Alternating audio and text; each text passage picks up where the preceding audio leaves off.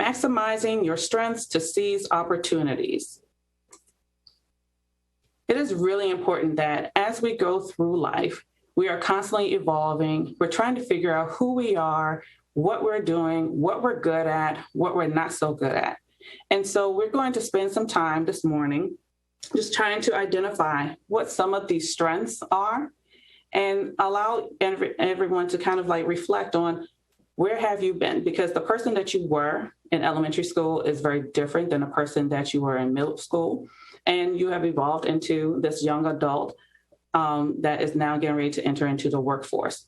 And even once you get past high school and you enter into early adulthood, you're going to, again, continue to evolve and you're going to grow and develop. And this is a never-ending process.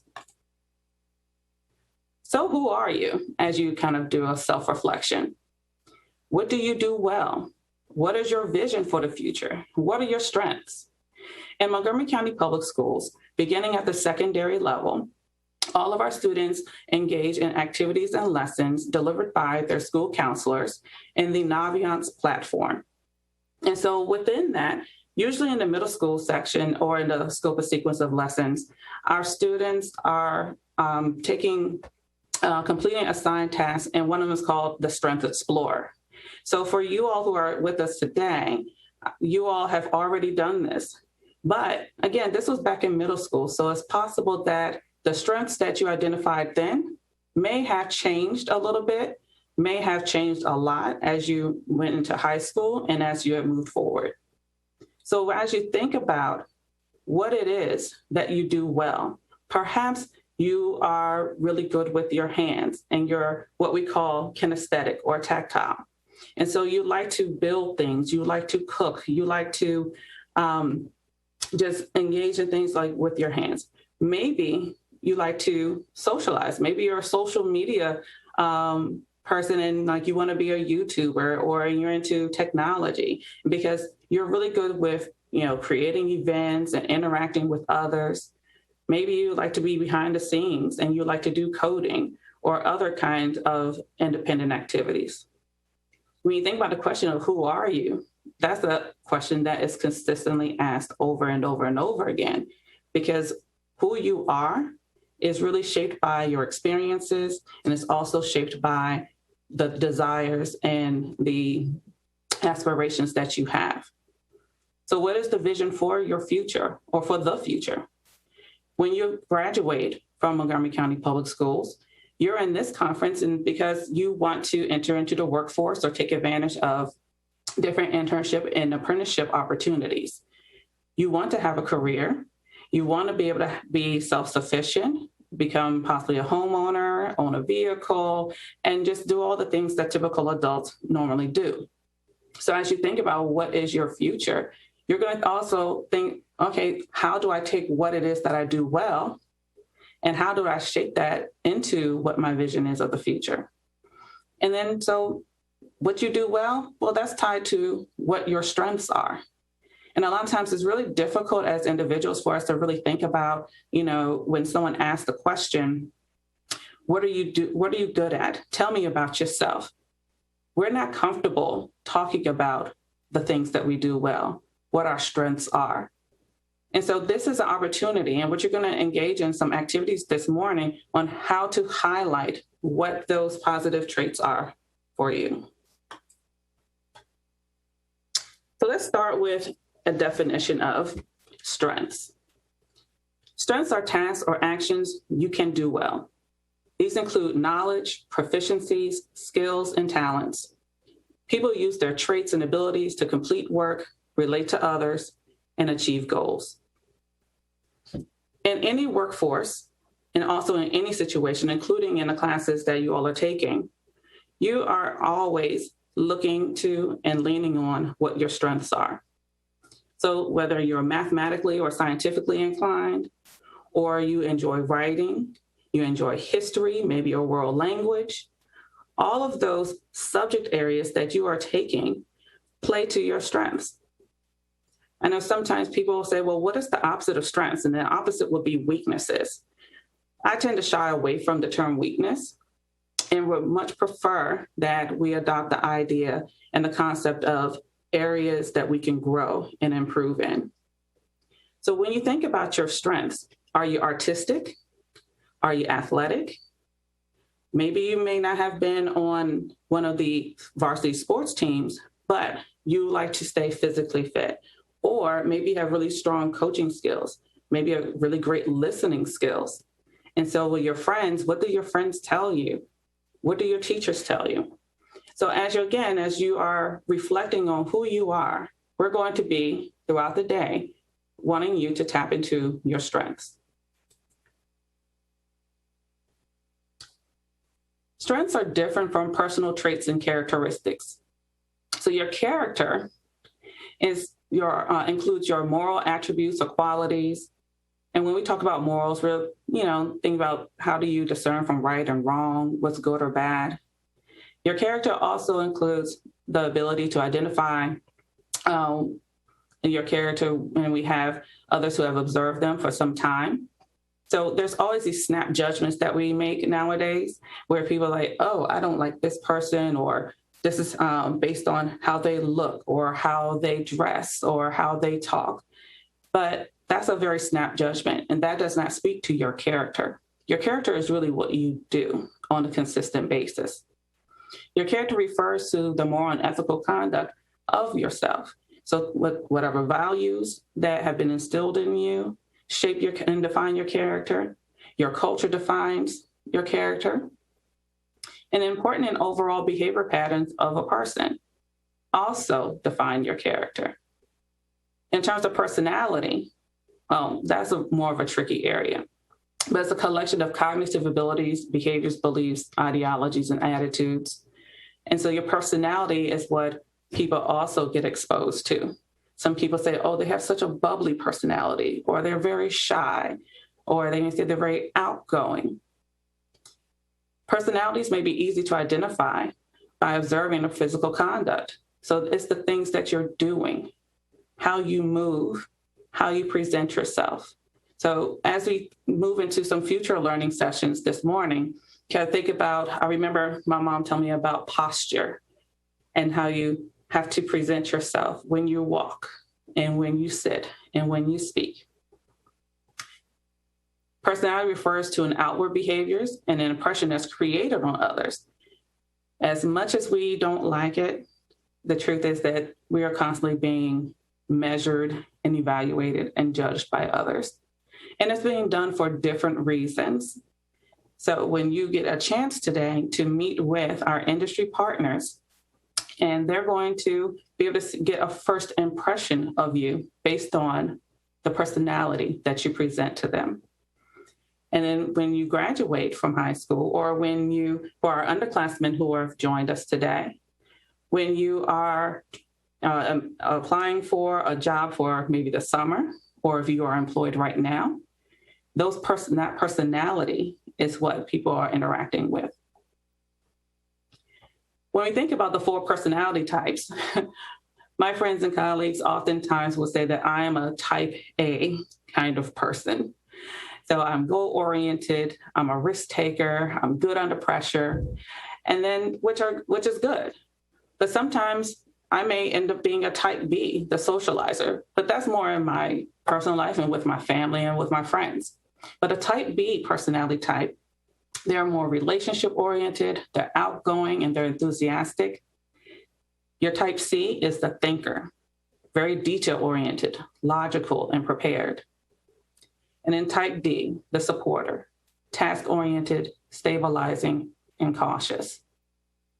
Your type X is a combination of 2 or more personality types when they are equal.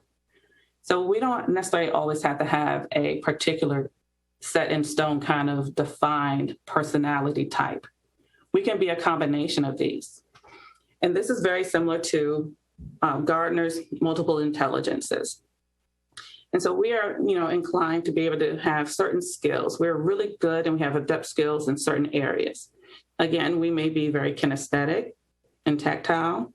We may be very artistic. We may be very analytical. So what it is that our strengths are, what our personality and character traits are, what our personality types are, all are going to help us as we enter into and navigate the workforce.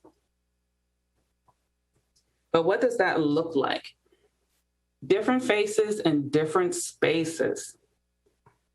We all present ourselves very differently depending on who we are around. When we're home, we're more relaxed, and so our families get to see us more natural. And this looks very different than when we're in the workspace or when we're in school. At home, you may kick off your shoes, you may walk around in a t-shirt and some shorts and just kind of hang out and snack all day or hang out with your friends. But then when we're in school, we're looking at being studious and being focused. And so we present ourselves a different way because there are different expectations in the school setting. Our principals and administrators, our counselors, our CCICs, and our teachers and other school staff, they all have expectations for how we should present ourselves and how we should navigate the school space. When we're with our friends, it's kind of like being at home because we can just kind of kick back and relax. But for some of us, we put on one face for our friends, and then we have another face for another set of friends because we want to be accepted. Within our neighborhood, it may mean that we have to navigate that space. For some, being in a neighborhood that may have certain challenges means that you have to present a tough exterior, whereas in other neighborhoods where there are less challenges, then you may be able to relax a little bit. But how you are in your neighborhood with your neighbors, are you, socializing with them? Or are you kind of a quiet neighbor and keep to yourself? But how you present yourself in your neighborhood is another way that we present ourselves to the world. In the workspace, we are very focused. We want to make sure that we're doing our jobs and that we do our jobs well. We're very professional, and you're going to hear that word a lot, being professional and what professionalism is. So in the workspace, well, again, it's a different look than when we're at school or in our neighborhood and home with friends. When we're by ourselves, that's when we can really, truly be ourselves because you may have the door closed, you're in your room and you're just kind of dancing to the craziest song that you've ever heard. And people may not see that in other spaces because you might be a little bit more shy and reserved, or you could be very outgoing. But when you're by yourself, you have that quiet time to just think and just reflect on everything that's happening around you. Now let's talk about the online different face. As you're getting ready to enter into the workforce, it is extremely important that you be mindful of your online persona. There have been a lot of situations where individuals across age groups who have been presented with a number of opportunities to experience a lot of different success. We've had throughout the country, there have been scholarship athletes who have had their scholarships revoked or rescinded because of their online behaviors. Social media is one of those places where people feel like that they can hide behind their anonymity, but they take pictures and they may post things. They may retweet or quote others. And when you're going into the professional world, where you're going into the workforce, you have to be really mindful of what it is that you're posting online, what it is that you are reposting online, how you present yourself, because what you do online becomes your social credit. And people will judge you based on how you present yourself, and they may make false assumptions. But if that's all they have to go on, then you want to make sure that it is the most positive light for yourself. So be very, very careful about your online behaviors. And as you enter into the workforce, if you have any social media accounts with, or even email accounts, it's fine to do that, but create one that you would want to have employers to be able to access. Make sure that your emails, and you're going to learn about this later, that it's not a nickname, or some, other kind of identity that you would use maybe for your Instagram or your Snap or for your Facebook. but you want something that is going to be positively representative of you. And then so as you move through and you prepare for entering into the workforce, if you do have anything posted online that could raise any questions about your character, about your personality, about the type of person that you are, then you would want to go through and kind of, clean up your online persona.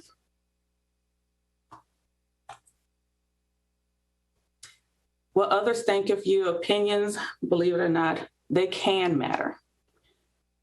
It just depends on what is being said, who is being said by, when it's being said, and why. So as you get a lot of feedback, as students, you've received a lot of feedback from your teachers. You've received feedback from your parents and community members. You've received feedback from your parents and guardians. And what people say to us, what they say about us, does affect us, because that's just the human nature. But what you have to kind of do is engage in kind of like a clearinghouse activity of sorts. You want to keep the positive. So when anyone is giving you some positive feedback, you did well, that was a great essay, you did an excellent job on that project, thank you so much for helping me, you're so helpful. You want to keep those positives. When they give you constructive feedback, which oftentimes gets kind of muddled with criticism, you have to, again, separate the positive or the constructive pieces from the negative. So the constructive feedback, maybe you've done a really good job with that. However, I think the next time we should consider, or you should consider, doing X, Y, or Z. Think about that English paper that you've written. And when your teacher writes on it and they give you the feedback, or they put a comment there, and you're just kind of like, I don't get it. This feels so bad. I can't believe the teacher hates me. No, really look at the comments. Hey, you may have forgotten some punctuation here.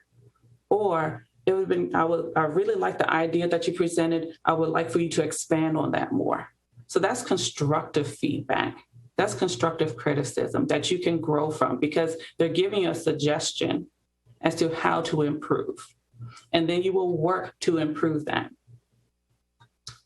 Discard the negative. There are people out here who will want to hold you down, who will want to prevent you from moving forward.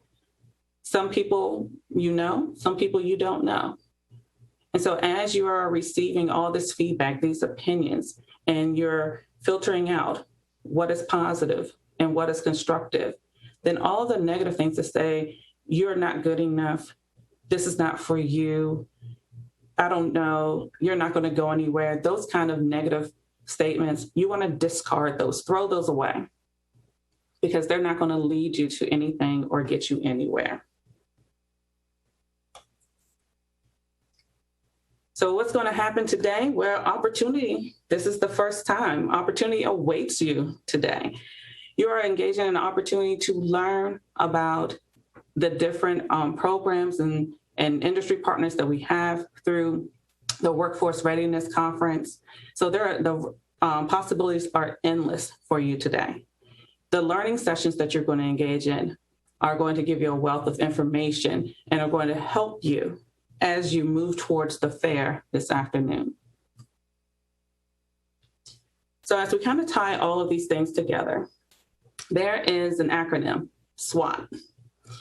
And so you can see in the graphic that you divide this into 4 quadrants: your strengths, and as I said before, the term that I'm not a big fan of, but weaknesses, opportunities, and threats. The strengths and weaknesses are a part of your self-awareness. This is where you're, again, doing that constant reflection and evaluation to say what it is that you do well, what are the things that you would want to improve on. And when you have those opportunities to interview, you want to highlight your strengths. But I can tell you, as having been in a position to interview candidates for positions and vacancies I've had as a school counselor, it's really important. Like, I do ask, and a lot of employers ask, well, what is one thing that you may want to improve on or that you can grow in? So you want to have that balance of the strengths and weaknesses or areas to improve in? What opportunities are arising or present? Are any of them right for me? And what do I do? So those opportunities, like when an opportunity presents itself, you have to, again, think, does this really play to my strengths? Is there room for me to grow based on what I have assessed as an area that I can grow in and I can learn? Is this a good opportunity? Is this local? Will it take me away from my family? Is it the right time of day? Is it the right program? Those are all questions that you have to think about when you're thinking about these opportunities that are presenting themselves. And then you also want to ask yourself and assess, what is the threat or the harm in me seeking out this opportunity? Is the threat of now I won't have as much time to hang out with my friends or to, watch Netflix and Amazon, is that really the threat? Because if that's something I can do later, then I really need to seek the opportunity. Or maybe the threat or harm in you seeking it out may be that you have some self-doubt. And if you do have some self-doubt, then you have to go back to what is the positive feedback I've received? What are the constructive criticism, constructive feedback I received? And then that will hopefully diminish what your perceived threats or harm are in terms of seeking out that opportunity. So what's next? When opportunity knocks, you SWOT. You assess your strengths and weaknesses. You look at the opportunities and the threats. And if the opportunity is right for you and opportunity knocks, then you open the door. Today is that doorway. There are a number of opportunities that are going to knock for you today, as well as in the coming weeks as you approach graduation and afterwards. For those who are underclassmen, opportunities are knocking all of the time as well. So you have to sometimes go seek out those opportunities because they're not just going to come to you. So you're going to have to do some groundwork.